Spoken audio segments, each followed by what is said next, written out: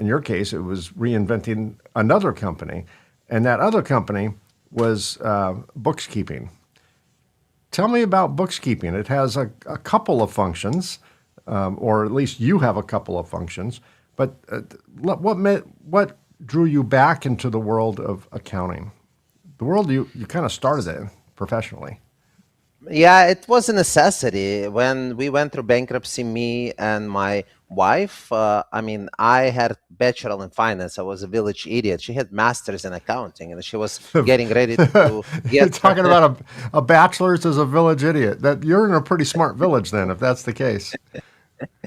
Well, compared to her, and then she was going to sit for her CPA after she got her master's in tax and accounting. So we knew the importance of accounting and books, but we were growing the landscaping company so fast that we did not pay attention to the numbers. And we just said in passing, would be nice if we had a company who would do it. We did our own bookkeeping, but if we had a company, we would know that it's going down way sooner. And Mm.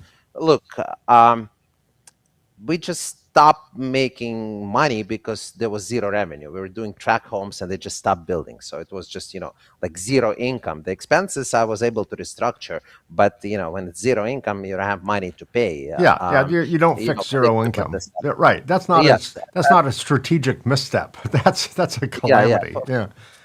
For sure. But, again, we were just talking, well, it would be nice if we had a company. And then when we started a new business, we were looking for a bookkeeper in town.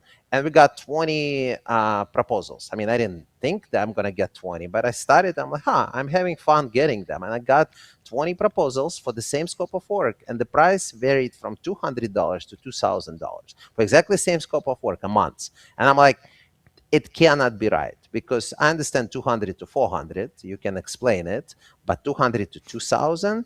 And that's when we decided we are doing bookkeeping. And bookkeeping started, I say in the garage, but Elena, who is the co-founder of bookkeeping, and now she's my ex-wife, but we're still building the business together.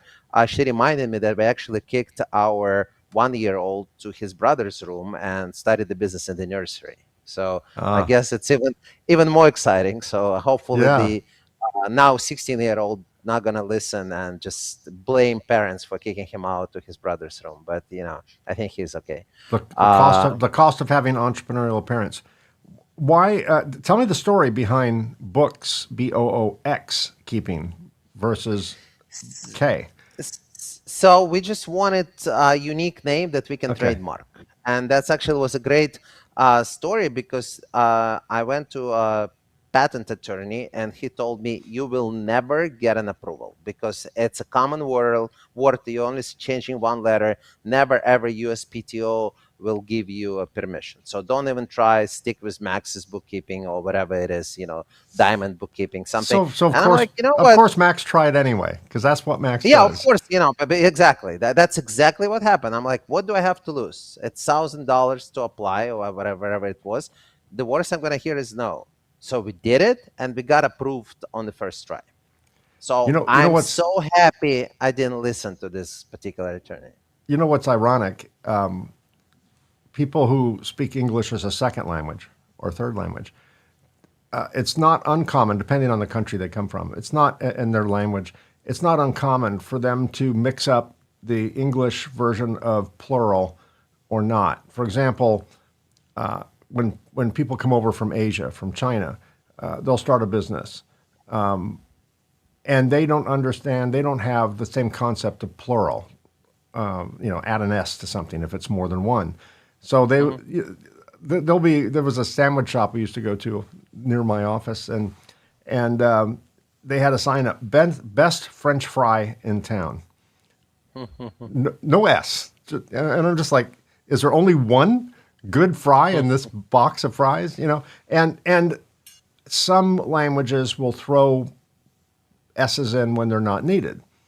And if so, my thought was you were kind of poking fun at someone who might come here from another country and say books keeping with an S, BOOKS Hmm. keeping, because they were kind of mixing up their plural rules. But no, yours was actually much more practical than I way overthought that one. Yours was Yeah, practical. you know, You wanted to get a trademark.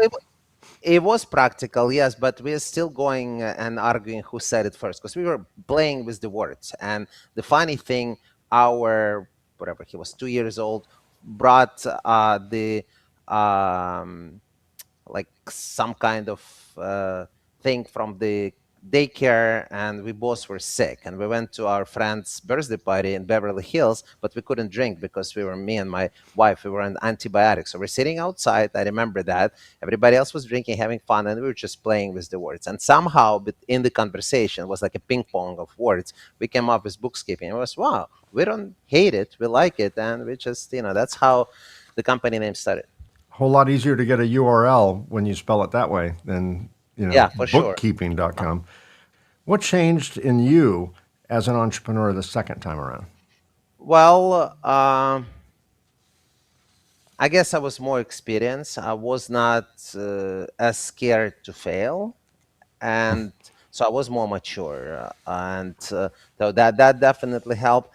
And also, um, it's a different sales process because I started selling to CPAs, to people who own businesses, versus selling to homeowners, because before it was a B2C sales, and Yep. now it became B2B, business to business. So just I had to change the model, but I was having fun doing both. And for a few years, I was doing both B2C and B2B until we sold the landscape maintenance company for profit this time.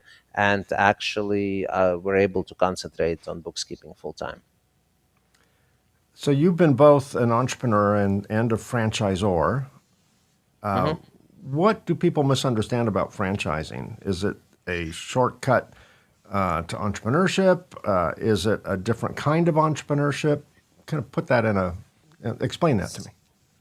So being a franchisor is definitely entrepreneurship because you're starting something new and you're taking risks.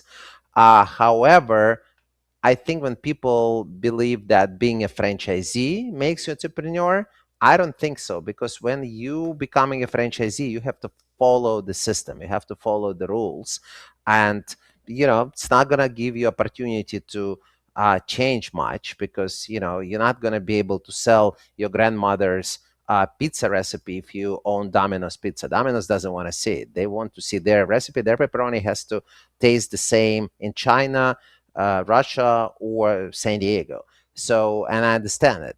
But if you open a second location, now all of a sudden you're becoming an entrepreneur in my book, because now you have two businesses that you have to run. You have to juggle, and you have people in each of the businesses. So that's one thing. And second, when you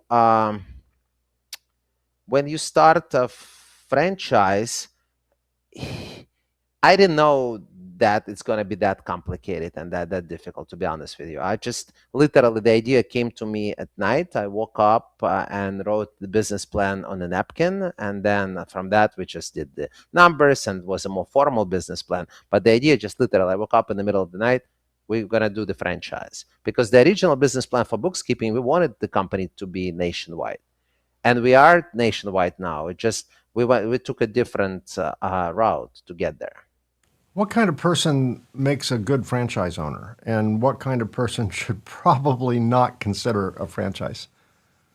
Well, I would make a really shitty franchisee, because I would not follow the rules. I would be the Well, one you'd who also would be make a pretty shitty employee now. I mean, entrepreneurs, once they get the yes, taste of doing things their own, we're not hireable anymore. We would be fired yes, because we don't do yes, stupid. We're bulls in china shops. We we are constantly obsessed by the shiny object in the corner, right? I mean, that's who we are. That's how we're wired. I'm assuming you're the same, just based on the yeah, number yeah. of things you've I done. probably would not. Yes, I probably would not be able to be a good employee for somebody unless they put me in a creative role and just say, you know what, Right. just do what you like. Then I Max do probably, Max. So Max would not yes. be a good candidate to buy a Subway or a Domino's or a Bookkeeping.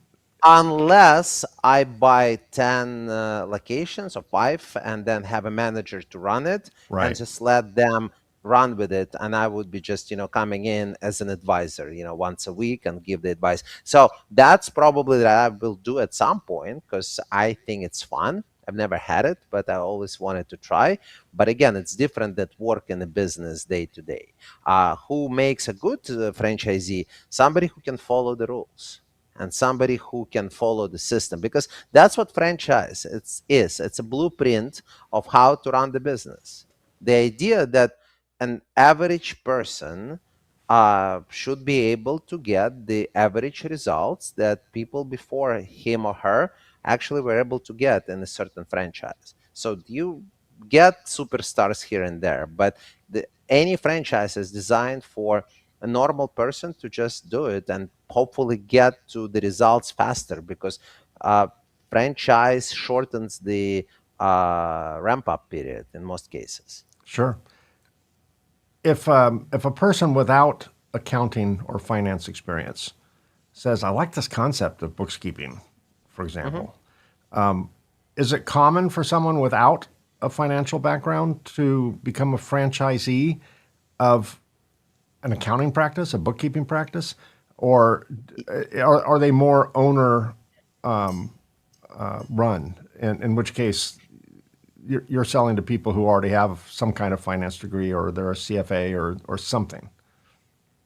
We have both. We have CPAs who becoming franchisees. We also have quite a few corporate refugees, as I call them, somebody who left the corporate America.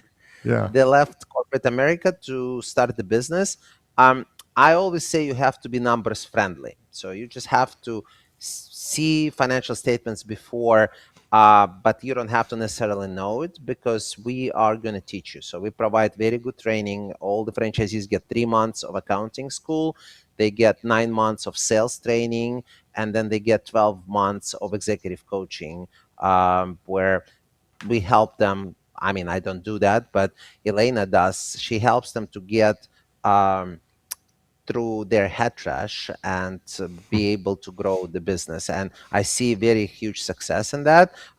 Just to give you an idea, one of my franchisee was a 7-year NFL veteran. Yes, he went to Columbia and had a business degree, but after that, he didn't run any business. He was playing in the NFL for 7 years, and then he bought bookkeeping. We have one franchisee now who is a former police officer. Yeah, he took finance in college, but that was a long time ago. But he learned. We have quite a few executives, former executives, who just left for different reasons, corporate America, and decided to have their own business. So you have to be numbers friendly. I have minor in history, so I can joke about the history majors. But I always joke that if you're a history major and never seen financial statement in your life, probably it's not a business for you, unless you're going to hire a manager who will run it for you. there you go. Watch out for those history majors. When someone is evaluating a franchise opportunity, what are the warning signs that they should be looking for before they sign anything? Well, you have to study the FTD, the franchise disclosure document, and really see, because a franchisor by law has to disclose a lot of information. So you have to um, read through it and understand.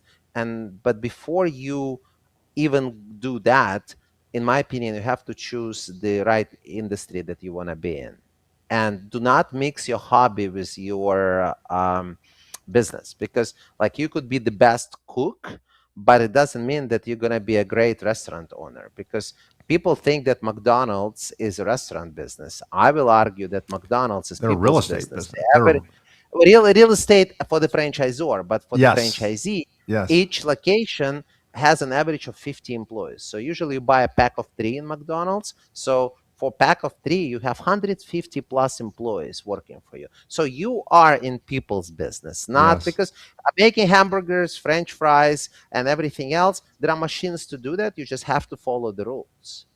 You're Yeah. not cooking. It's not an art. It's not a steakhouse where you have to make the steak perfect. It's going to come out the same if you press the right buttons. I mean, I don't want to make it sound that it's that simple, but it is that simple. That's the whole point of the QSR, of the quick service restaurants.